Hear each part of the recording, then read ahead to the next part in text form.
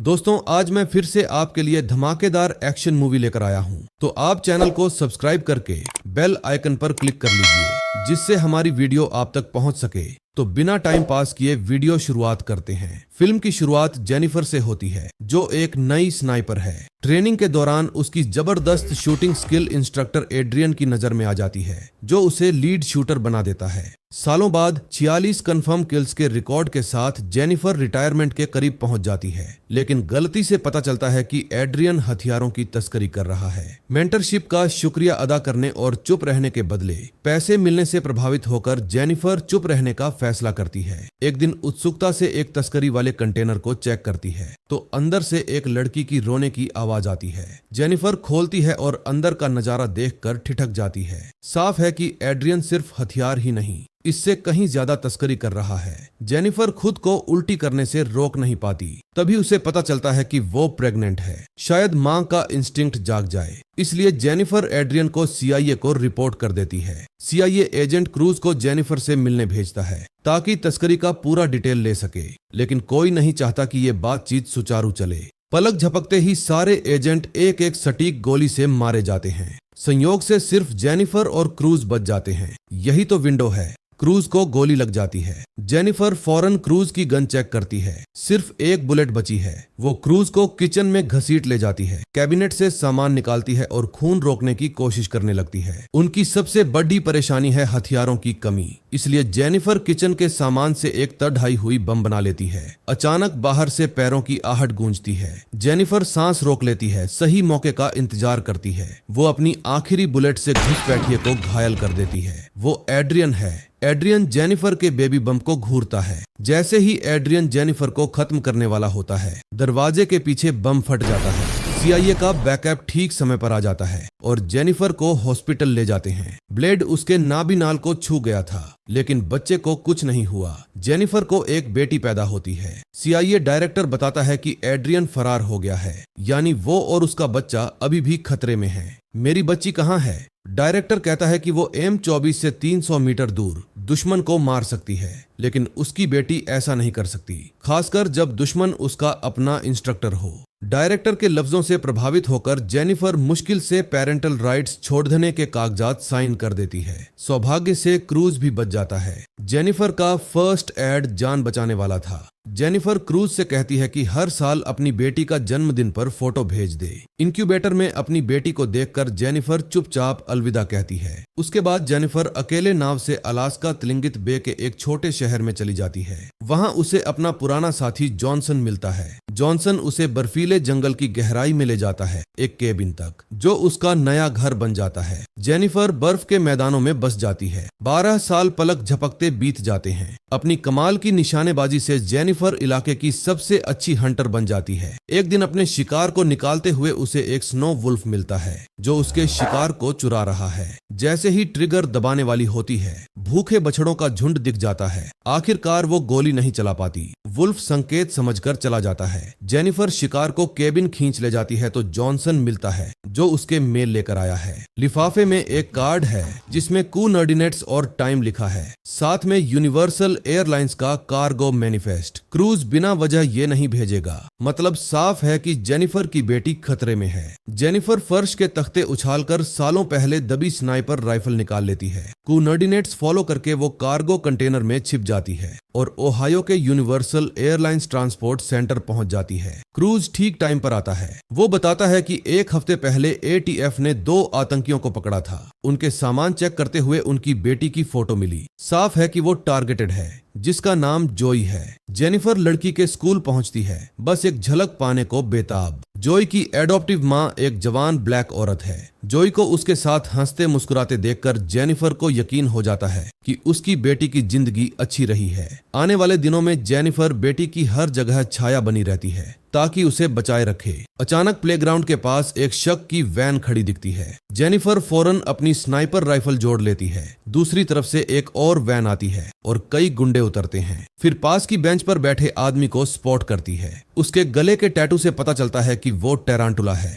Adrian का आदमी। साफ है कि ये बेटी के लिए ही आए हैं। जेनिफर पहले हमला बोल देती है। टेरांटुला उसे देख लेता है, लेकिन जेनिफर शांत रहती है और किडनैपर्स को एक एक सटीक गोली से मार गिराती है। टेरांटुला जॉय की एडॉप्टिव मां को गोली मार देता है और जेनिफर पर भी फायरिंग शुरू हो जाती है। जैसे ही वो संभलती है, टेरांटुला बेटी को उठा ले चुका होता है। एडॉप्टिव मां हताश होकर वैन के पीछे दौड़ती है। इस बीच एक हिटमैन पार्किंग लॉट में घुस आता है जहां जेनिफर है। वो अपना हथियार छोड़कर किसी कार के नीचे सरक जाती है। एक जंग लगी गाड़ी ढूंढती है। चेसिस पर कई मुक्के मारकर आसानी से नीचे छेद कर देती है। क्रूज जेनिफर को एक लिफाफा थमा देता है जिसमें 2 ब्रांड न्यू पासपोर्ट हैं। CIA को क्यूबा में एड्रियन का सुराग मिल गया है। उन्हें वहां जाना है। इंटेल फॉलो करके रोड साइड बार में टेरांटुला को स्पॉट करते हैं। जैसे ही वो निकलता है, उसके पीछे लग जाते हैं और गली के आखिर में उसे रोक लेते हैं। वे टेरांटुला को एक खंडहर फैक्ट्री में ले जाते हैं। जेनिफर बेटी का पता पूछती है, लेकिन टेरांटुला सख्त है और साथ नहीं देता। सौभाग्य से क्रूज CIA एजेंट है।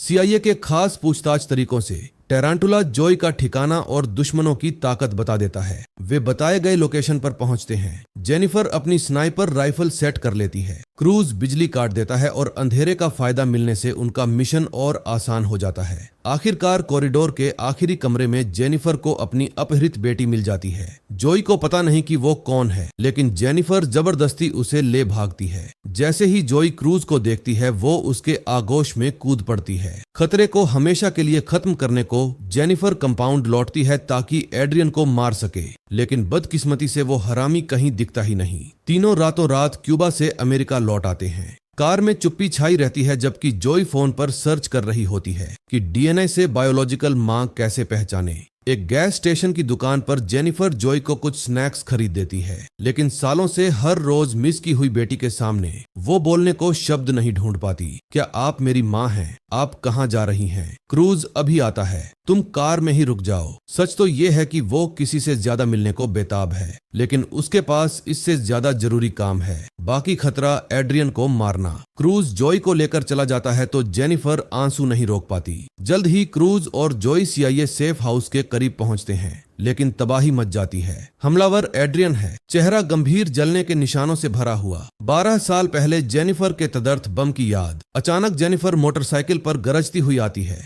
लेकिन क्रूज को बंधक देखकर हथियार फेंकना पड़ता है। एड्रियन बिना हिचकिचाहट क्रूज को मार देता है। जेनिफर फौरन एक लाइटर लीकिंग कार पर फेंक देती है। जबरदस्त धमाका होता है और हंगामे का फायदा उठाकर बेटी को लेकर भाग जाती है। एड्रियन पीछा करना चाहता है, लेकिन पुलिस की कई गाड़ियां ठीक समय पर आ जाती हैं। उसके बाद जेनिफर $3000 में पुरानी पिकअप ट्रक खरीद लेती है। जॉय को केबिन ले जाती है क्योंकि वो आखिरी सेफ जगह लगती है। पुराने साथी जॉनसन की छोटी दुकान पर बेटी के लिए जरूरी सामान भर लेती है और ढेर सारा गोला बारूद खरीद लेती है। ये ठंडा मेटल ही उनका एकमात्र जीवित रहने का जरिया है। बर्फीले जंगल में जॉय जिज्ञासु भरी है। वुल्फ के बछड़ों से खुशी खुशी खेल रही है, लेकिन जेनिफर चेतावनी देती है कि यहाँ सब खतरनाक है। सच में मादा वुल्फ चुपचाप आ जाती है। वह कहती है, भागो, कोई बात नहीं, सब ठीक है। एड्रियन से बचने को जेनिफर फेंके हुए इलेक्ट्रॉनिक पार्ट्स से तदर्थ बम बनाती है। केबिन के चारों तरफ मजबूत डिफेंस सिस्टम लगा देती है।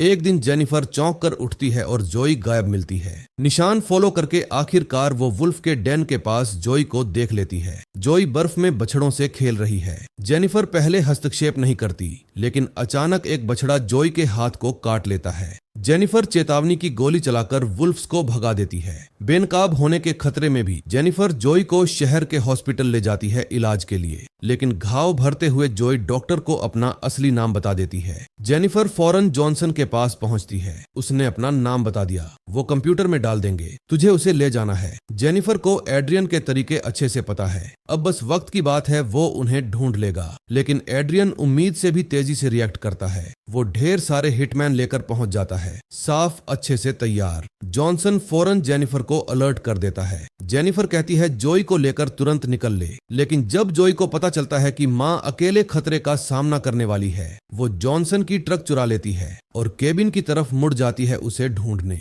अब तक एड्रियन का वैनगार्ड केबिन के पास पहुंच चुका होता है। आगे वाले आदमी जेनिफर के तदर्थ बमों से उड़ जाते हैं। एड्रियन इलाके को स्कैन करता है और समझ जाता है कि परिधि खदानों से भरी है। एक हिटमैन बम ढूंढता है, लेकिन जेनिफर की ब्लेड से मारा जाता है। एड्रियन एक न फटे बम को डिफ्यूज कर लेता है और उसे अपनी स्नोमोबाइल पर बांध लेता है। जेनिफर एक हिटमैन का स्नो सूट पहन लेती है, खुद को उनमें से एक बनाकर दूसरे टारगेट को मार गिराती है। मुझे एक छोटी लड़की ट्रक ड्राइव करती दक्षिण की तरफ दिख रही है, उधर जोई की ड्राइव कर रही पिकअप ट्रक सड़क किनारे फंस जाती है। जेनिफर पहुंचने तक जोई को हिटमैन ने पकड़ लिया होता है। बिना देर किए जेनिफर स्नोमोबाइल पर कूद पड़ती है और पीछा कर लेती है। जेनिफर फौरन जंगल की गहराई में हंटिंग प्लेटफॉर्म पर पहुंच जाती है और स्नाइपर राइफल सेट कर लेती है। अब अचानक रेडियो पर एड्रियन की आवाज गूंजती है। उसी वक्त जोई के माथे पर लाल लेजर डॉट लग जाता है। एड्रियन मांग करता है कि जेनिफर 2 किलोमीटर बाईं तरफ आ जाए, वरना जोई को मार देगा। साफ है जेनिफर के पास कोई चॉइस नहीं।